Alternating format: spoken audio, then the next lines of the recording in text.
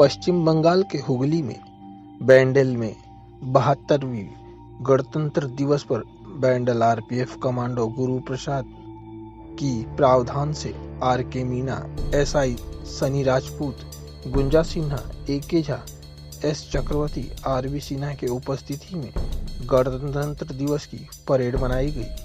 हुगली से अनिल बंजस की एक रिपोर्ट।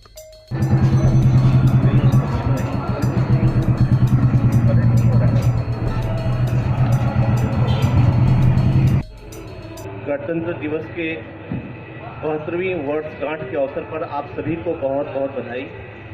आरपीएफ पोस्ट बैंडल के जितने भी जवान हैं, उनके फैमिली मेंबर्स सभी को, और हमारे बीच हमारा एक बहुत ही मोस्ट डेडिकेटेड स्टाफ सोरेन, उसको भी बहुत बहुत बधाई।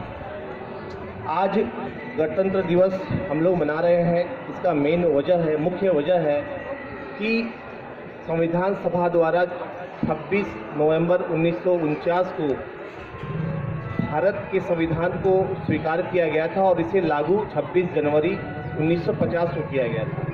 मतलब 1950 के में इसलिए लागू किया गया था कि उसके बाद से भारत जो एक रिपब्लिक कंट्री बन गया, जहां पर कोई राजतंत्र नहीं रहेगा, प्राइम मिनिस्टर होगा, राष्ट्रपति होगा और उसको हमारी जनता जो है चुनेगी। इसी को ही गणतंत्र के रूप में स्वीकार किया गया। तो ये बहुत ही पुण्य दिन है हमारे देश के लिए। आज़ादी के बाद बहुत बड़ा चैलेंज था, एक हमारा देश कैसे चलेगा, कैसे इसको चलाया जाएगा, कौन लोग चलाएंगे। इस सभी को ध्यान में रखते हुए दुनिया का सबसे बड़ा लिखित संविधान बनाया गया। बाबा भीमराव अंबेडकर इसके मुख्य जनक थे और इसके अलावा उनके सहयोगी और कई महान दिग्गज हुए स्वतंत्रता सेनानी और देश को चलाने वाले, जिनका नाम हम लोग आज तक लेते हैं। वे सभी लोगों ने मिलकर दुनिया का बृहत्तम संविधान की रचना की, जिसमें कई देशों के अच्छे अच्छे विचारों को शामिल किया गया देश को चलाने के लिए। उसमें यही भी बताया गया है कि कैसे देश की रक्षा कौन करेगा, बॉर्डर पे कौन होगा, अंदर में कौन करेगा, पुलिस क्या करेगी, फोर्स क्या करेगी, आम पब्लिक क्या करेगी। इस सभी की चीज़ों को लिखित रूप में दर्शाया गया है। उनको पावर दिया गया है, उनको शक्ति दी गई है, बोलने की आज़ादी, चलने की आज़ादी, काम करने की आज़ादी, अधिकार, ये सारी चीज़ें हमारे संविधान से ही आई हुई है। तो आज का दिन फोर्स के लिए बहुत ही इम्पोर्टेंट इसलिए है कि हम लोग को जो शक्ति मिली है, जो हमें पैसेंजर को सुरक्षा करने की, पैसेंजर की देखभाल करने की जो शक्ति मिली है, ये हमें संविधान द्वारा ही दी गई है। और हम लोग जब यूनिफॉर्म धारण कर लेते हैं तो हम लोग संविधान की शपथ लेते हैं कि हमें जो कर्तव्य दिया गया है उसको पूर्ण रूप से हम पालन करेंगे। और ये शपथ को लेने के बाद हमारा दायित्व तो बहुत ही बढ़ जाता है कि हम इस शपथ को अपने जीवन में अमल करें। यूनिफॉर्म में होते हुए तो बहुत ही ज़्यादा अमल करने की ज़रूरत है।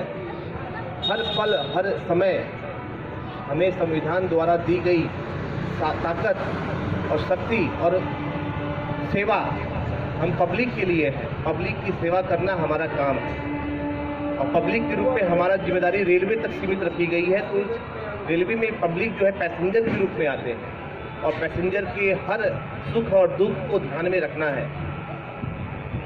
हम कई मत धर्म के हो सकते हैं, कई पॉलिटिकल पार्टी के सपोर्टर हो सकते हैं, लेकिन जब हम यूनिफॉर्म धारण करेंगे तो हमारा काम सिर्फ पैसेंजर के बिहाफ पे सोचना है कि पैसेंजर को दिक्कत होगी कि नहीं होगी, और कुछ नहीं सोचना है। जब हम अपने लिए सोचेंगे कि हमें किसको सपोर्ट करना है तो वो आपकी अपनी पर्सनल चीज़ होगी।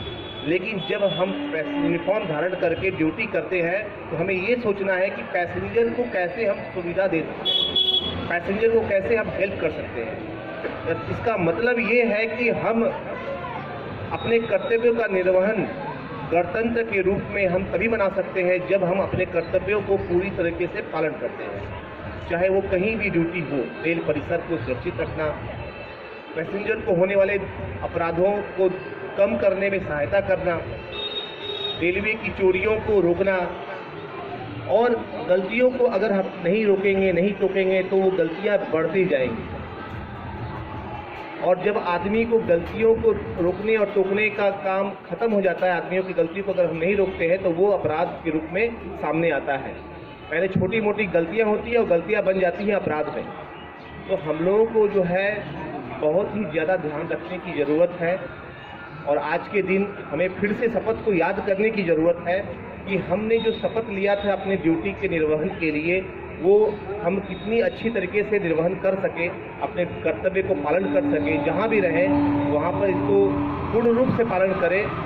तो ये सच्ची श्रद्धांजलि होगी हमारे वीर पुरुषों के लिए, हमारे संविधान के रचयिताओं के लिए, जिन्होंने ये सोच के बनाया था संविधान और लागू किया था कि इसको पढ़ करके कोई भी व्यक्ति जो है अपने अधिकारों को समझेगा, अपने कर्तव्यों को समझेगा और जहाँ भी कभी दुविधा होगी वहाँ पर पढ़ करके सही रास्ते पर अग्रसर होगा। हमारा देश का सुप्रीम कोर्ट हमारे संविधान में बताया गया है। हमारे देश का एक आम पब्लिक का कर्तव्य हमारे संविधान में लिखा हुआ है। तो हर एक ऐसा कोई चीज़ नहीं बचा हुआ है संविधान में जो चीज़ न बताया गया हो। अगर आप कभी पढ़ेंगे तो आपको हर चीज़ उसमें मिलेगा, A to Z।